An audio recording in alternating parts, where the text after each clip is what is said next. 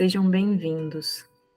Agradecemos a atenção de todos que nos ouvem em mais uma reflexão de palavras de vida eterna. Que este trabalho possa alcançar o coração de cada um.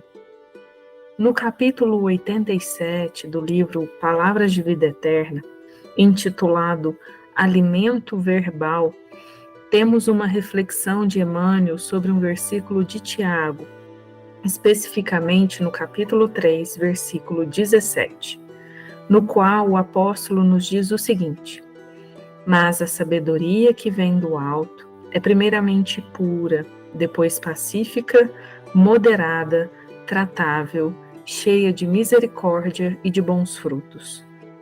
Emmanuel, ao estudar este versículo, já resume no título do capítulo onde deve estar a nossa atenção maior: no alimento verbal, ou seja, no fruto produzido pelas palavras emitidas por quem quer que seja, pois que Tiago traçou bem a rota da inspiração divina, que vem pura do alto e produz bons frutos.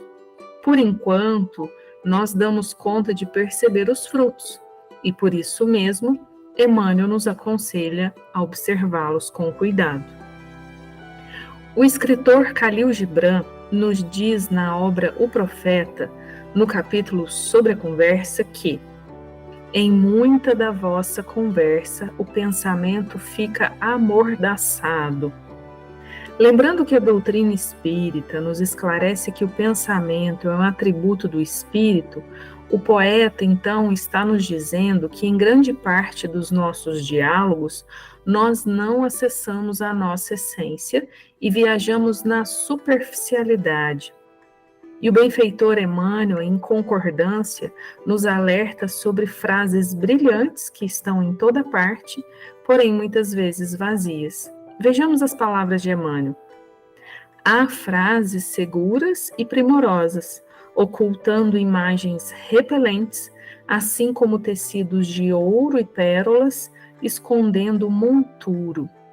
Lembrando que monturo significa monte de lixo, ou seja, frases que se parecem com tecidos de ouro e pérolas cobrindo um monte de lixo.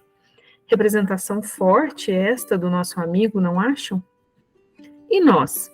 Qual tem sido o real conteúdo, o verdadeiro alimento, o fruto contido em nossas palavras? Sim, é importante analisarmos também o que nós temos emitido, porque isso diz respeito do que temos construído dentro de nós neste momento. De tudo que temos cultivado, o que precisa ser arrancado e o que precisa ser nutrido para crescer e produzir bons frutos. Lembrando ainda o texto de Khalil Gibran, temos a seguinte colocação: há aqueles que têm a verdade dentro de si, mas não a dizem por palavras.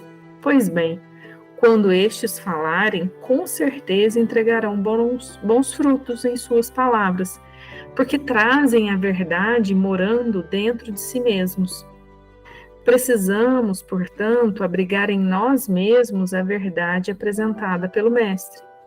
Abrigar, colocar sob o mesmo teto, conviver, vivenciar, um pouco por dia. E chegará então o momento natural de nossa unicidade com o Pai, como Jesus nos apresentou. Não há o que temer. Se ainda temos medo de vivenciar a verdade, é porque nos acostumamos a abrigar a ilusão em nosso dia a dia. E a ilusão pode ser por vezes muito bonita, mas fatalmente se mostrará efêmera e vazia. Um falso alimento que não nos transmite nutrientes e que quase sempre nos adoece. Uma comparação bem simples e rápida nos ajudará a entender tal questão. Lembremos-nos do quanto se fala atualmente contra os alimentos ultraprocessados, que, ao passar por uma série de processos industriais, acabam por não guardar nutrientes e nos fazem mal. Diferente dos alimentos naturais, que passam por nenhum ou por mínimos processamentos e nos nutrem de verdade. As ilusões são como esses alimentos ultraprocessados. Não guardam os nutrientes e nos adoecem.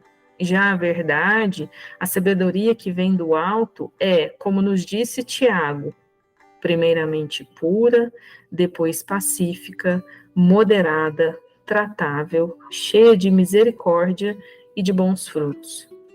Tenhamos discernimento e estejamos vigilantes para reconhecer os bons alimentos verbais e também entregá-los para aqueles que nos cercam. Que todos nós estejamos com Deus. Muito obrigada. Nos reencontramos no próximo capítulo.